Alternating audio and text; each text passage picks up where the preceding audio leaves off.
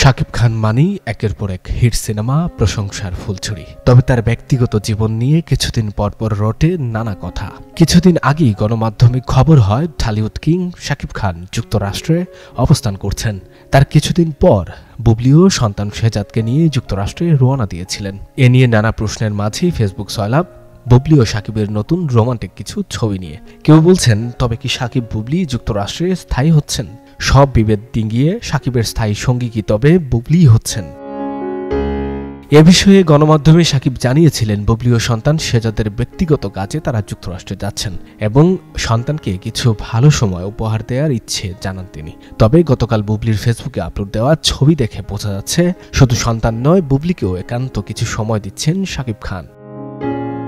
শাকিবের প্রথম স্ত্রী অপু বিশ্বাস। প্রায়ই বুবলি অপুর মধ্যে শাকিব নিয়ে তোল কালাম কাণ্ড লেগেই থাকে। তবে শাকিব বুবলির ছবি ভাইরালের পর অপুর সাথে যোগাযোগের চেষ্টা করা হলে তিনি কল রিসিভ করেননি এবং এখন পর্যন্ত এ নিয়ে ফেসবুকে কোনো পোস্ট বা মন্তব্য কিছুই করেননি অপু। এর আগে 2023 সালে শাকিব এবং সন্তান জয়ের একটি ভিডিও ভাইরাল হয়। নিউ ইয়র্কের রাস্তায় একটি বিলাসবহুল কালো গাড়িতে করে ম্যাকলোডান্স থেকে পুত্র জয়কে নিয়ে ঘুরতে বেরিয়েছিলেন শাকিব। ভিডিওতে আরও দেখা যায়, ছেলেকে নিয়ে গাড়ির পেছন সিটে বসেছিলেন শাকিব আর অপু বসেন সামনের সিটে।